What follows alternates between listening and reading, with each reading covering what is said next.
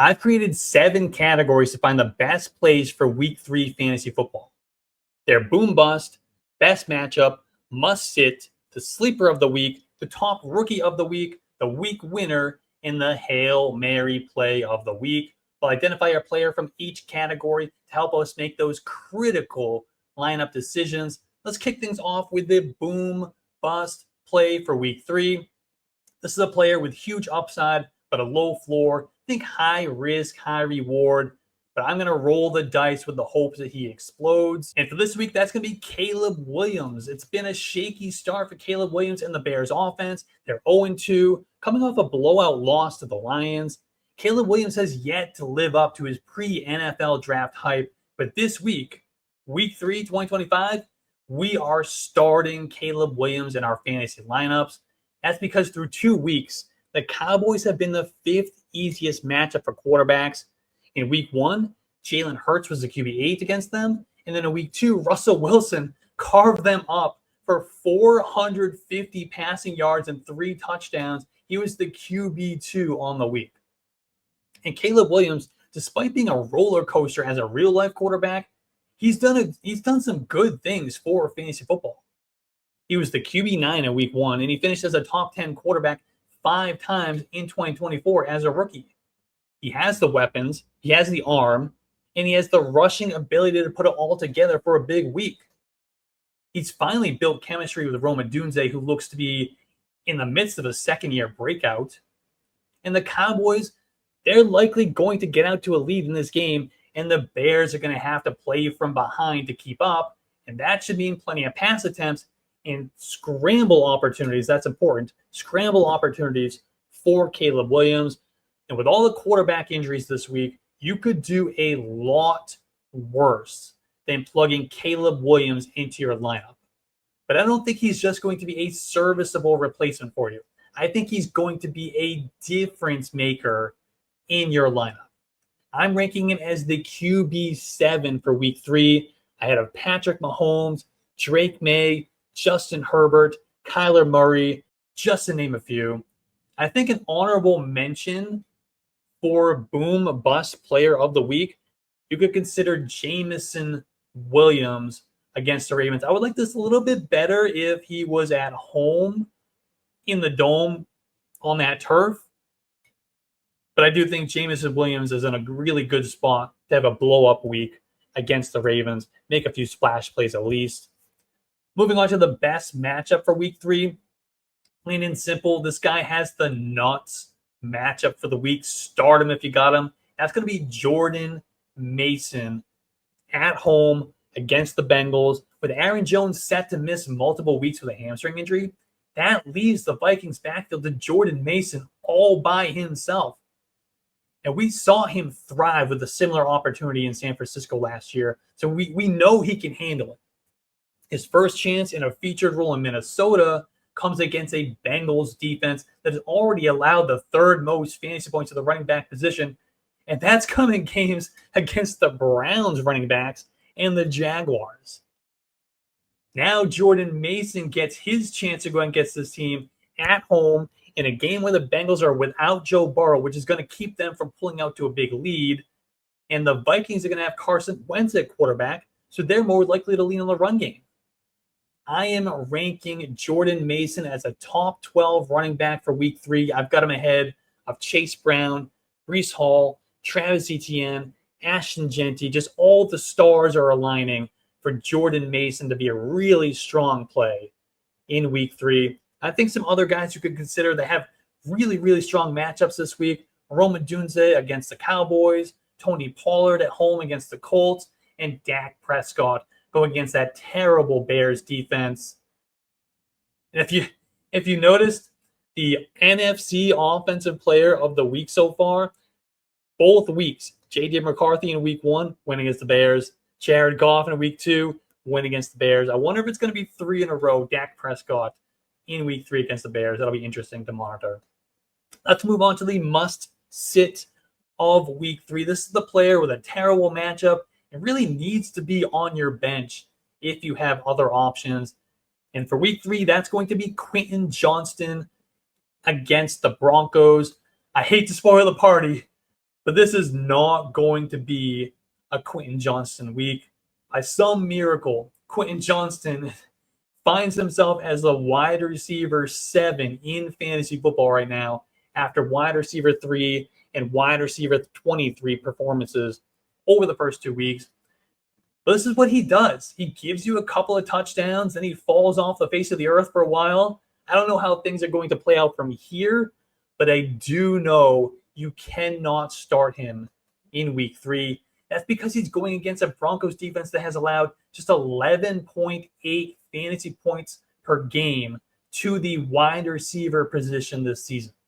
In week 1, they held every Titans wide receiver under 30 receiving yards.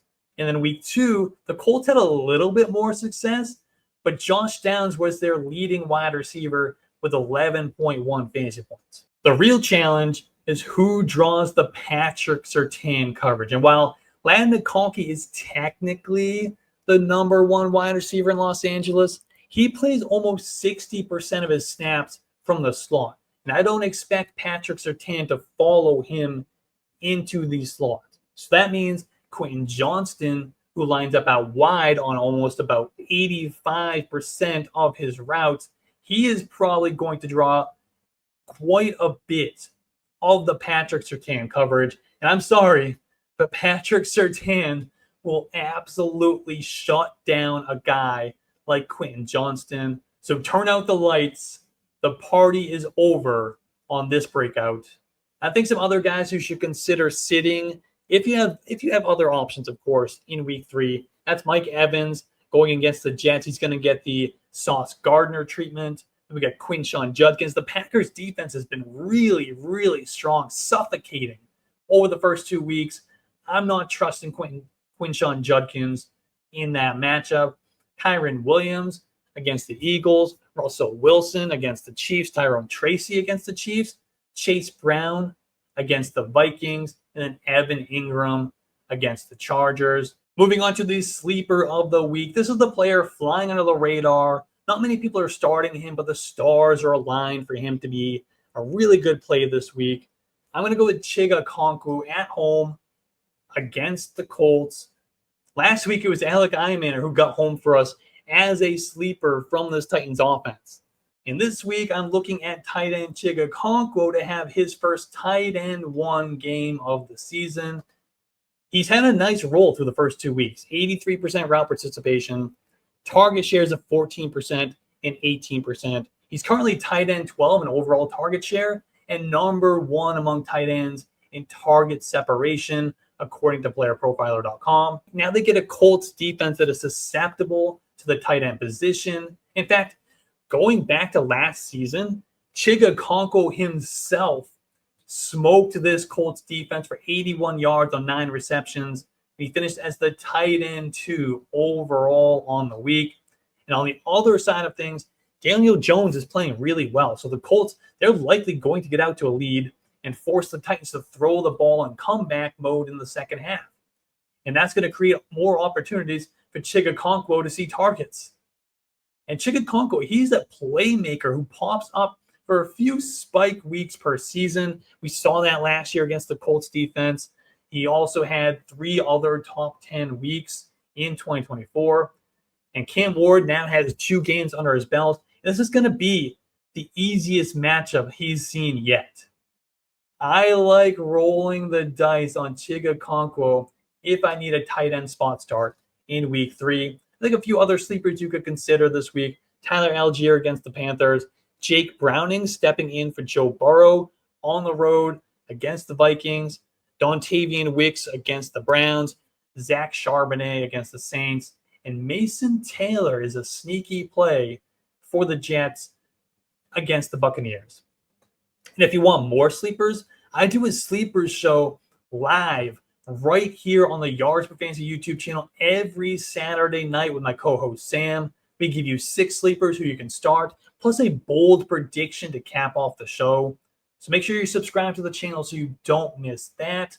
But moving on to the rookie play of the week. This is a rookie I expect to outperform expectations in week 1. And to be honest with you, most rookies have underperformed expectations so far to start the year.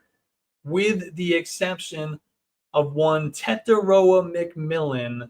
I like him this week at home against the Falcons. He's coming off a 6-catch, 100-yard performance in week 2. And really, 100 yards in just his second NFL game? Not too bad, man. Not too bad. He's the clear number 1 target in that Panthers passing game. Like, it's really not even close. He's had target shares of 26% and 18% over the first 2 weeks. He ran 91% of the routes in week 2.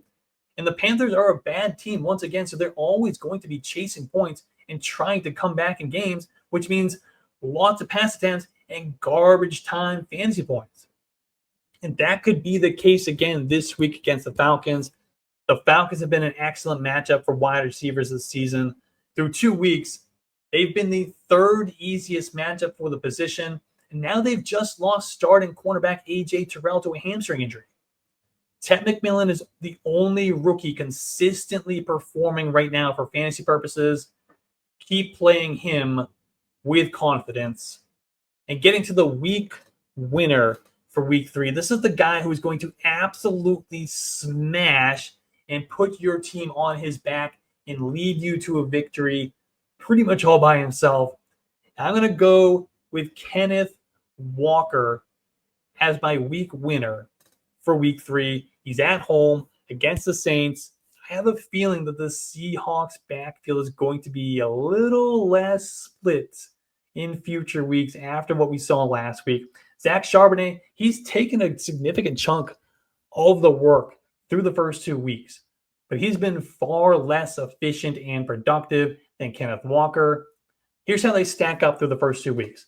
Zach Charbonnet, 27 carries, 57 yards, 0 receptions, and 1 touchdown. Kenneth Walker, on the other hand, 23 carries, 125 yards, 4 receptions, and a touchdown. Kenneth Walker is averaging 5.4 yards per carry and 12.1 fantasy points, while Zach Charbonnet is averaging 2.1 yards per carry and just 5.9 fantasy points, despite more touches, by the way.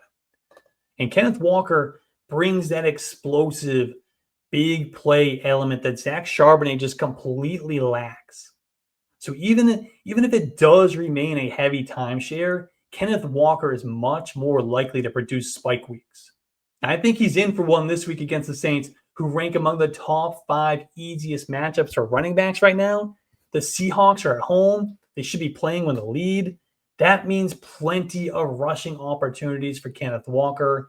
And I won't be surprised if he breaks one for a long touchdown. This is the week that he takes back his backfield and reminds fantasy gamers why we drafted him. I think some other candidates for week winner this week are Zay Flowers at home against the Lions. That could be a shootout. Lots of passing, lots of scoring opportunities for Zay Flowers. He's off to a fantastic start. Jahmyr Gibbs in that same game on the road against the Ravens. And then Bijan Robinson going against the Swiss cheese Panthers defense. And let's cap things off with the Hail Mary play for week 3. This is a player who is rostered in less than 5% of Yahoo leagues, but he can be started if you need a desperation play. And I'm going to go with Justice Hill this week against the Lions. There are a few times per year where we can play Justice Hill as a dart throw flex play in PPR formats. And this is one of those weeks. We saw it last year. He scored as a top 36 running back 7 times. Now, I would like it a little bit better if this were a road game, but the Lions are a good enough matchup. They're a good enough opponent to keep the Ravens aggressive on offense, keep them passing, which plays in the hands of Justice Hill. This is likely going to be one of those games where Justice Hill actually outsnaps Derrick Henry, because the Ravens are going to be passing the ball to keep up with the Lions offense. He's been on the field for 42.1% of the snaps for the first 2 weeks, with a target share over 10% in both games. I expect he'll be around that 50% mark in snaps this week in a shootout with the Lions. I'm not saying Justice Hill is going to light up the box score by any means, but if you need a Hail Mary play, there are worse darts you could throw than Justice Hill in week 3. Some other Hail Mary plays: Diami Brown, Jatavian Sanders, Alec Pierce, Chris Rodriguez, Hunter Renfrow, Cole Kmet, Torrey Horton, Jeremy McNichols, and Elijah Arroyo. So that's it. Those are our 7 categories. We mentioned more than 30 players in this video. I hope something from this video will help you get that W in week 3. And don't forget to like the video, subscribe to the channel. I'll be pumping out content like this all season long. And if you want more from me, you can find my rankings, articles, resources, and tools at yardsperfantasy.com. And make sure you check out that sleeper show live right here Saturday night.